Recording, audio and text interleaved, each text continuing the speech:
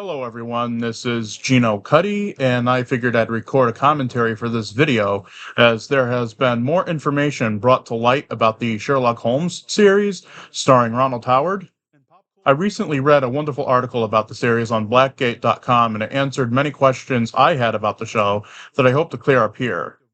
One nugget of information that I found interesting is that Basil Rathbone, who famously portrayed Holmes in a series of films for Universal, did not approve of Howard's interpretation, stating, quote, "All I could say is, I think he's too young for the role. I never imagined Holmes being so young," end of quote.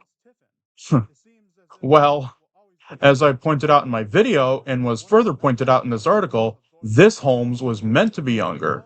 That was producer Sheldon Reynolds' purpose. He had grown tired of the older Holmes portrayals and wanted to have the Holmes of his series reflect that of Conan Doyle's first Holmes story, A Study in Scarlet.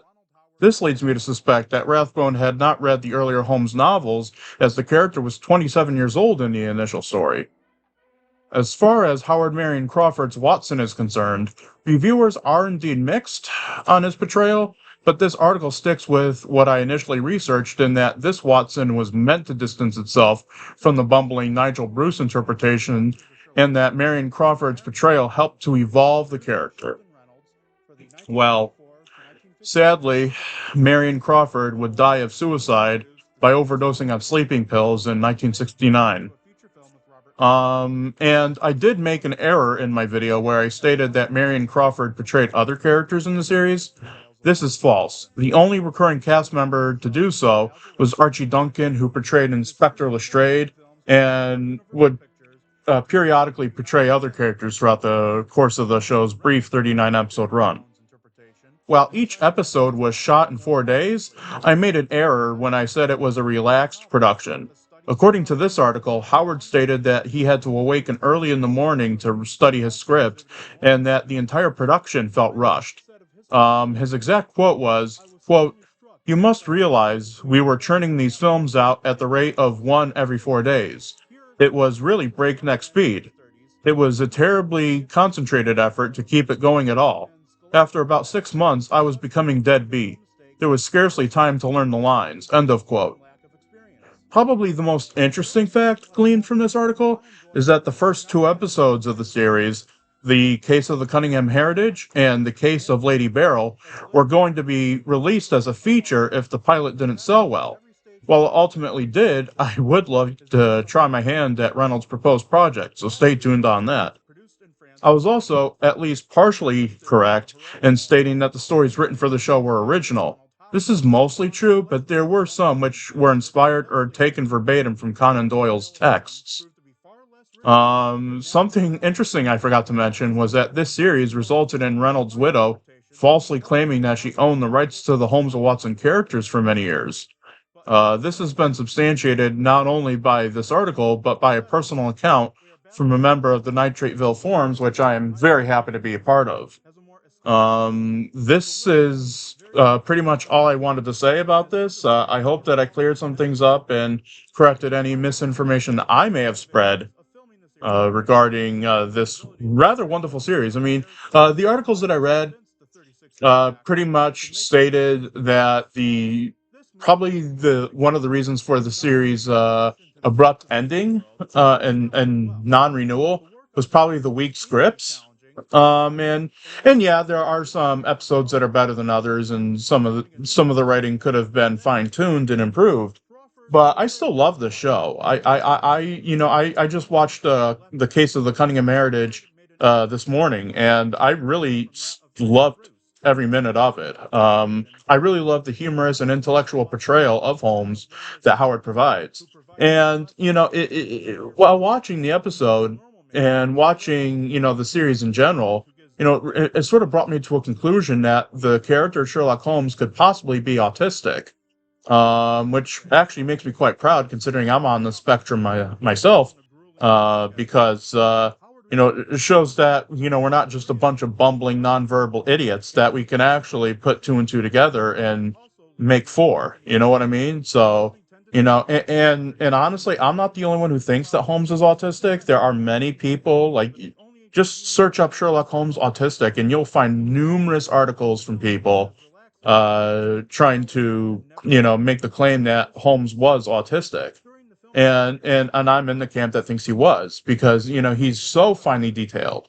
And that's something with me, being on the autism spectrum. That's something that I find about myself, is that I have such a, I find that I have such an attention to detail about certain things that, you know, it actually makes me more or less a perfectionist when it comes to projects, and when it comes to doing things like the William S. Hart project that I'm working on with Nick and Clive, for example, is something that, I try to project and produce as best as I can, and make sure I have every little detail correct, as far as the films are concerned, and the production is concerned. And I find that a lot in this portrayal of Holmes that Ronald Howard puts on. I mean, the thing is of course there was no quote unquote autism diagnosis in the days of Sir Arthur Conan Doyle. There was no autism diagnosis even in the days when Howard was shooting the series, and Howard died really before autism research really became more prevalent in our society. So he probably wouldn't have known that, but it is cool to see a character who could possibly be one of us, so to speak, solving these murders and solving these crimes when the bumbling neurotypical police just can't get the job done.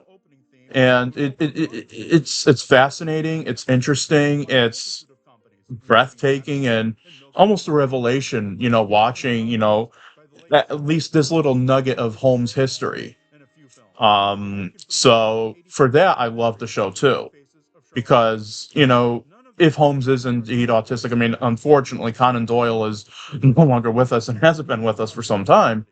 But it would be interesting to if one were to sit down with him, if he were still to be living, it would be interesting to ask him, like, does Holmes have some sort of, mental process that's, above and beyond the average neurotypical person? I mean, of course, Conan Doyle wouldn't know anything about autism or neurodiversity or anything like that, but it would be interesting to get his response from these articles that have been written throughout the years about Holmes possibly being autistic. That's pretty much all I really had to say about this. I don't know if I've filled this whole entire video, so I'll just end it here. Um, if you want to donate at all to me or my projects or anything, or just to help me out, I'd really greatly appreciate it. My PayPal link and my tip top jar will be in the description below. I'd really appreciate it, guys, because it's been difficult trying to find work. I've been out of work since 2016, and haven't really ever held down a steady job. But I'm trying to find work. I'm trying to get back into the employment mindset. Um, but it's been a struggle, because every application, every job I've applied to, just nobody's really answered back. So it's really been a struggle. So if you guys can really, find it in your heart and find it in your wallet to donate something, anything, I would greatly appreciate it. I mean, of course, it's no obligation. Certainly, just you watching this video and commenting and sharing and whatever, and sharing my content, and watching it and giving me feedback is appreciation enough. But if you really want to go to that extra mile, feel free. And yeah, I guess that's all I really had to say about this. So I'm gonna end it here. Thank you all for watching, and stay tuned for more. Check you later.